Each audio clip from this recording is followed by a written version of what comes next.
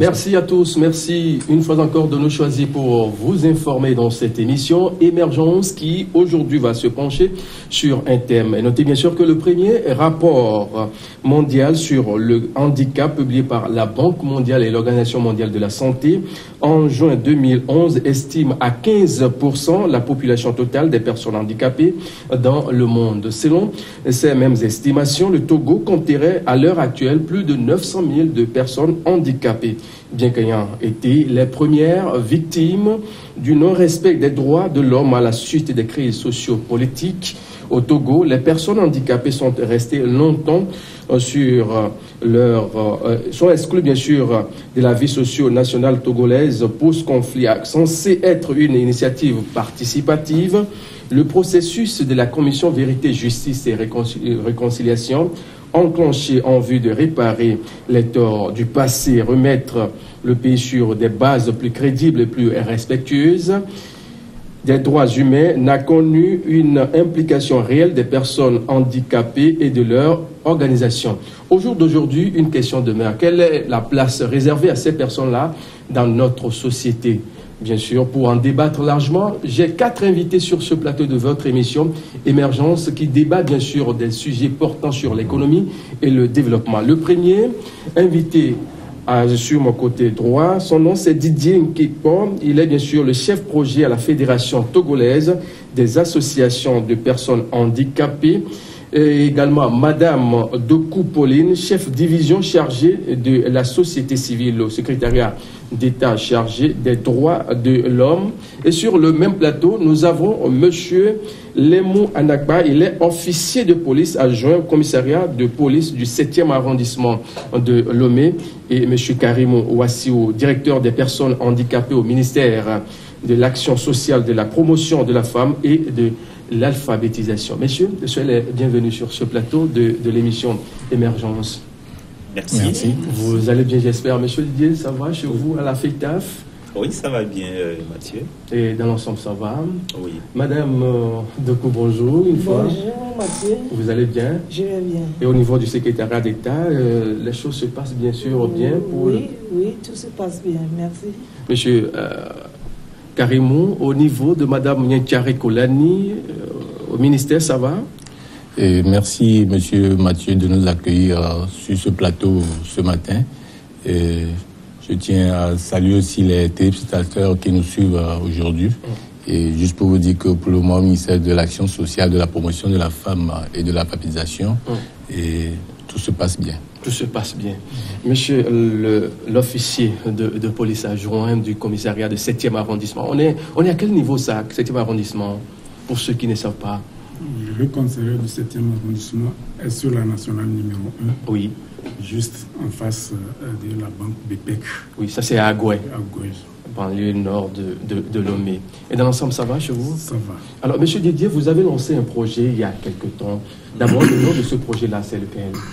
Voilà, le projet intitulé Promotion de la participation citoyenne et inclusive des personnes handicapées dans le processus de réconciliation nationale. Et quels sont les objectifs visés en lançant ce projet-là? Alors, l'objectif principal, c'est d'assurer la participation citoyenne des personnes handicapées dans le processus de réconciliation nationale. Alors, pourquoi? Parce que lors des troubles sociopolitiques, les personnes handicapées ont été les plus victimes. Comme vous le savez, c'est des personnes en mobilité réduite. Et donc, lorsqu'il y a trouble, c'est difficile pour ces personnes-là de s'échapper. Oui. Et d'un autre côté, il y a des personnes qui, au départ, n'étaient pas handicapées, mais qui sont devenues handicapées à cause de ces troubles-là. Alors, c'est pour ça que, au lendemain de ces troubles, comme vous le savez, la CVJR a été mise en place par le chef d'État pour réfléchir sur ce qui s'est passé et proposer des solutions. Et d'où les 68 recommandations qui ont été présentées et qui doivent être mises en œuvre par le HCOR aujourd'hui. Et donc, ce projet vient insister sur le fait que dans la mise en œuvre de ces recommandations, que les personnes handicapées et leurs organisations soient partie prenante. C'est pourquoi nous avons parlé de participation citoyenne et inclusive dans le processus de réconciliation nationale. Alors, monsieur Karimou Assou, vous êtes bien sûr le directeur des personnes handicapées au ministère de l'Action sociale, de la promotion de la femme et de l'alphabétisation. Au jour d'aujourd'hui, comment ça se passe concrètement pour ces personnes handicapées qui sont en situation de mobilité réduite? Comment ça se passe concrètement, la prise en charge de ces personnes à votre niveau? Merci Mathieu. Il faut dire que ici nous sommes retrouvés ce matin dans votre studio, et c'est par rapport à la journée internationale des personnes handicapées, le 3 décembre. Et donc en prélude à cela, nous avons voulu nous présenter à votre studio pour sensibiliser la population, la communauté sur les droits des personnes handicapées. Et au Togo, nous avons une loi de protection sociale des personnes handicapées qui a été adoptée en avril 2004. Oui. Et aujourd'hui, cette loi est en révision pour pouvoir l'arrimer à la Convention internationale relative aux droits des personnes handicapées, qui a été adoptée par l'Assemblée générale des Nations unies le 13 décembre 2006. Et donc, nous voulons arrimer cette loi à cette convention.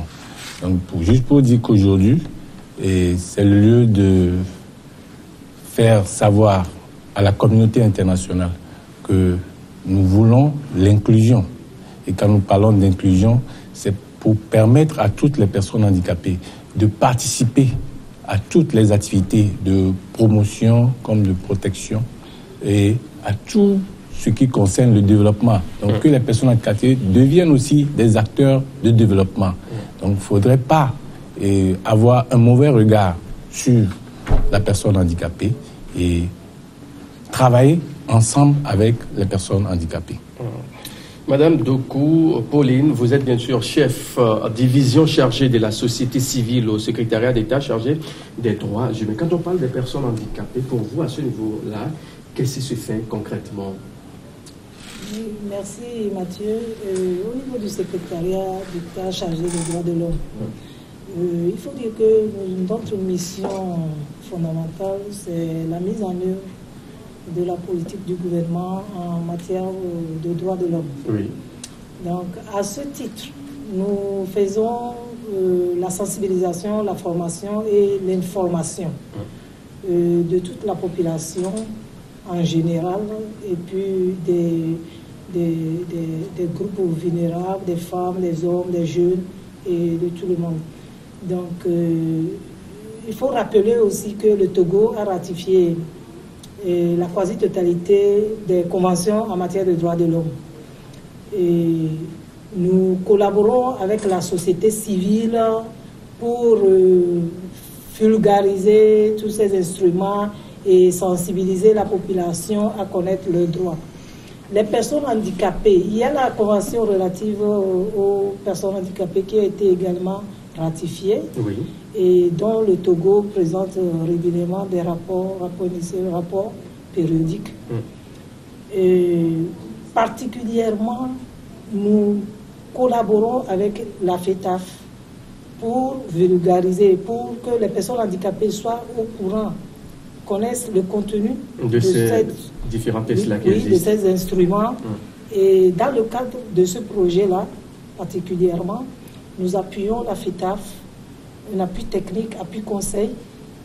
Et voilà, en gros, ce que nous faisons dans ce sens. On sait aujourd'hui que ces personnes handicapées dans la société ont bien sûr la malchance de se retrouver dans certaines situations, à certains niveaux dans les administrations. C'est des personnes qui sont souvent écartées.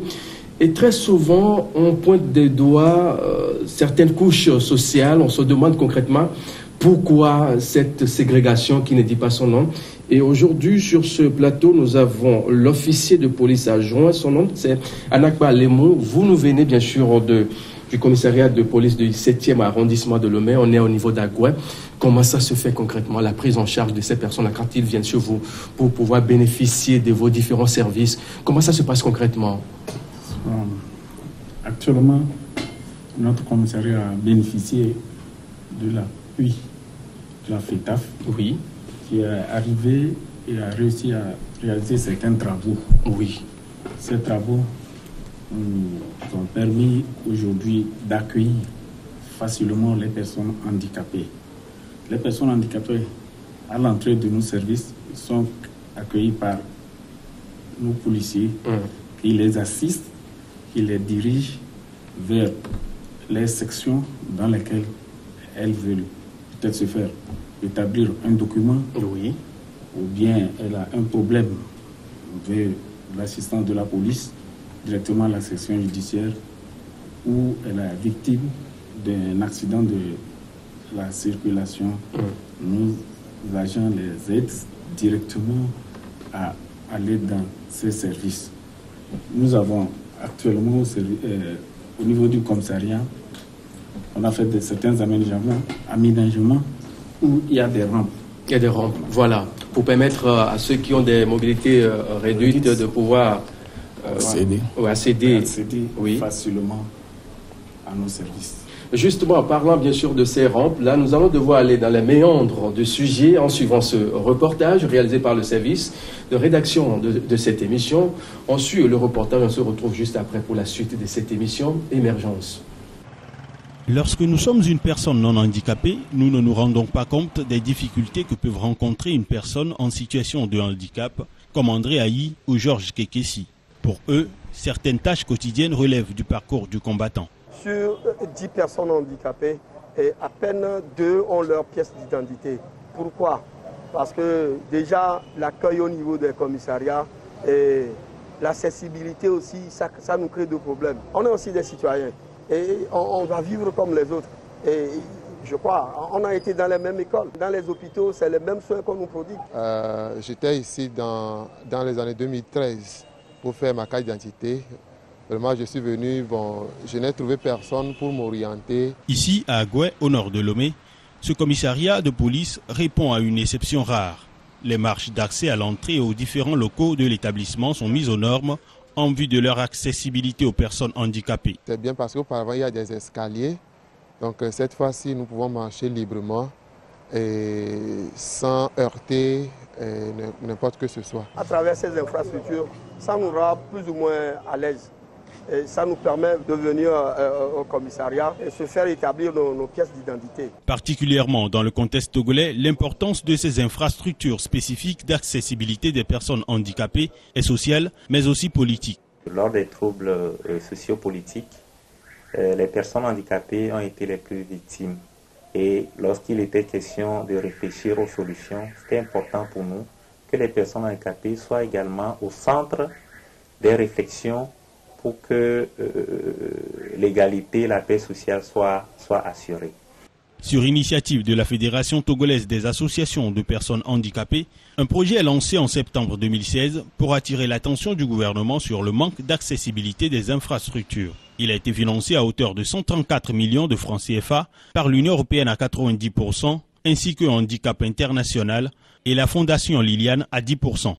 C'est le projet promotion de la participation citoyenne et inclusive des personnes handicapées dans le processus de réconciliation nationale. Je tiens à remercier la FETAF parce qu'à travers l'Union européenne qui a su monter ce projet, on aimerait que ça se répète aussi dans les autres commissariats. Si vraiment l'État pouvait nous aider à rendre ces infrastructures plus accessibles, ça nous ferait du bien. On ne peut qu'imaginer le sentiment d'exclusion que peuvent ressentir les personnes handicapées parce qu'elles sont en fauteuil roulant et qu'il y a des marches devant un édifice. Il est donc primordial d'améliorer les conditions d'accès des personnes en situation de handicap en commençant tout d'abord par une signalétique simplifiée et des installations adéquates. Lorsqu'une personne handicapée arrive, elle doit pouvoir ne pas buter à des obstacles physiques comme les escaliers, etc.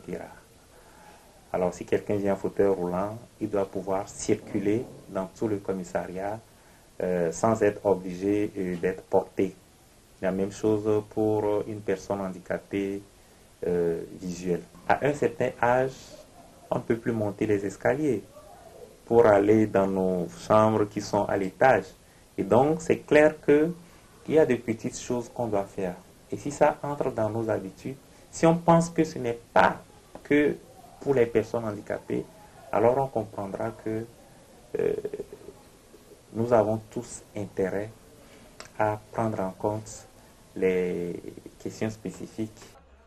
Aujourd'hui, la FETAF lance un appel aux autorités publiques de prendre en compte le problème et aider au financement d'infrastructures adaptées à tous. Rampe d'accès pour fauteuils roulants, inscription en braille, transport